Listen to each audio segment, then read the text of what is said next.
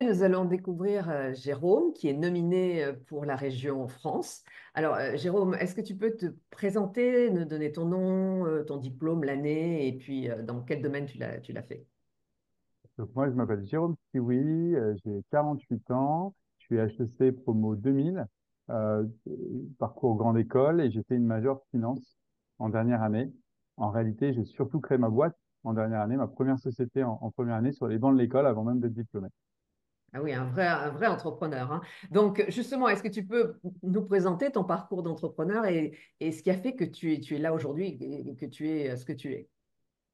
Alors moi, j'ai un parcours où ça a commencé, comme je l'ai dit, à l'école. Donc c'est un parcours de plus de 20 ans comme entrepreneur, où j'ai tout d'abord créé des sociétés dans la tech, donc trois sociétés, trois startups dans la tech. La première, Directinet, dans le data marketing, de 2000 à 2010, avec quatre camarades d'HEC. La deuxième, AdPortStream, dans la publicité mobile, avec trois camarades d'HEC, donc quasiment la même équipe. Et puis la dernière, ActEngage, c'est un éditeur de logiciels SaaS, avec deux camarades de chaussée, à chaque fois j'en perds un, et j'ai remplacé avec un profil plus technique sur cette partie logicielle.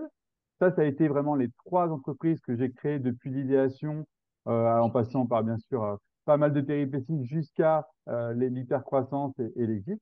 Et puis après ces trois expériences professionnelles, j'avais envie de passer à autre chose et donner encore plus de sens à ma vie d'entrepreneur. Et pour cela, j'ai fait deux choses. Bah, d'une part, j'ai créé une association d'intérêt général qui s'appelle le Village des enfants extraordinaires, qui ouvre des centres ludo-éducatifs pour les enfants et les adolescents en situation de handicap mental et plus globalement en situation de handicap sévère. Et d'autre part, j'ai rejoint le fonds de capital risque Serena, où je suis operating partner et j'accompagne des entrepreneurs jeunes, innovants, ambitieux à réaliser leur mission en étant un sparring partner, un coach et leur transmettre une partie de mon expérience, tout en continuant à apprendre avec eux chaque jour parce qu'ils sont incroyablement malins, astucieux et qui réinventent le monde. Et alors, justement, avec cette expérience incroyable, quelle est pour toi la qualité la plus importante pour être entrepreneur? Alors, moi, je vais utiliser finalement une métaphore du handicap mental quelque part, qui est la bipolarité. Je pense qu'un bon entrepreneur, il doit être bipolaire. C'est-à-dire que d'un côté, il doit rêver, être visionnaire, voir grand, être fou, faire des choses qui sont perçues comme étant impossibles.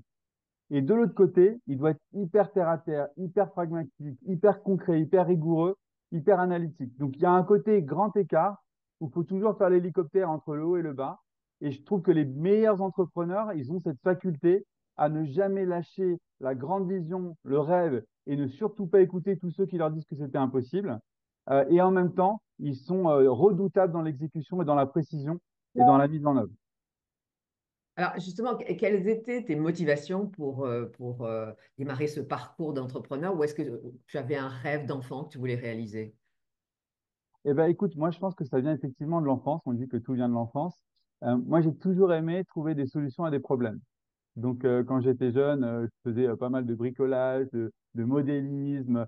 Puis après, progressivement, j'ai commencé à entreprendre en créant un petit garage à vélo dans un domaine où j'allais chaque été pour réparer les vélos parce qu'il n'y en avait pas et tout le monde se déplaçait à vélo, où j'avais 10 ans. Puis ensuite, j'ai créé une communauté de passionnés de jeux vidéo où bah, on faisait de l'achat-vente, effectivement, pour bénéficier des meilleurs jeux à des coûts, on va dire, réduits.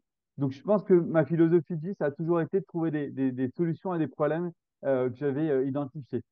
Et donc, toutes mes boîtes se sont appuyées sur des problèmes. Donc, la première, c'était bah, comment mieux connaître les consommateurs et comment mieux communiquer avec eux, jusqu'au village des enfants extraordinaires qui est inspiré de mon parcours personnel, puisque ma fille est née, Alicia, est née avec un syndrome génétique rare, qui fait qu'elle est polyhandicapée. J'ai découvert ce milieu du handicap mental et du polyhandicap et j'ai vu un nombre de problèmes incroyables. Et donc, mon ADN d'entrepreneur m'a dit, bah, écoute, tu peux pas rester sans rien faire. Il faut trouver des solutions à certains de ces problèmes, et notamment un problème qui est assez dramatique, que les gens ne connaissent pas quand on n'est pas concerné par le sujet, c'est qu'il y a 100 000 enfants en France qui aujourd'hui n'ont pas accès à une solution éducative continue. Mm. Pas d'école, ils doivent aller en institution spécialisée, il n'y a pas de place, il y a des délais d'attente de 3 à 5 ans, certaines familles doivent partir à l'étranger, des parents qui arrêtent de travailler, un isolement, une exclusion, une détresse financière. Bon, je vous passe toutes les conséquences. Et j'avais vraiment envie avec ma femme d'apporter ma pierre à l'édifice et d'aider ces familles. Et on a créé un concept totalement innovant qui est le village des enfants extraordinaires, qui permet à ces familles d'être accompagnées tout au long d'une année avec une solution éducative innovante, des infrastructures top niveau. On a fait venir du monde entier qui se faisait de mieux et une équipe pédagogique incroyable qui utilise la médiation des arts, des sports, des nouvelles technologies pour leur permettre de développer leur autonomie, car on sait que tout se joue au moment de l'enfance. Et on a ouvert le premier village il y a maintenant une année, c'est le premier village pilote, et maintenant notre ambition, c'est de le déployer partout en France. Bravo. En tous les cas, c'est formidable ce que tu fais. Et bravo et merci pour les enfants. Et alors, avec tout ça, est-ce que tu peux nous donner, est-ce que tu as un défaut? Oui, j'en ai plein même. Mais il y en a un qui agace pas mal ma femme, c'est que je suis trop exigeant. Et comme on travaille en binôme là sur le village, je suis un éternel insatisfait. C'est-à-dire que même quand ça se passe bien, même quand ça fonctionne bien, je vais toujours voir ce qu'on peut améliorer, ce qu'on peut optimiser. Alors on va dire oui, bah, c'est bien, c'est exigeant, mais à un moment donné, ça peut être un peu difficile à vivre, voilà, pour l'entourage. Donc bon, j'essaye de travailler sur moi et de voir le verre à moitié plein au lieu de le voir à moitié vide. Mais en tout cas, Cédric, voilà, je suis super exigeant avec moi-même et donc avec les autres aussi. De tout ça. Et encore une fois, bravo pour ta nomination sur la région France. À bientôt. Merci beaucoup, Florence.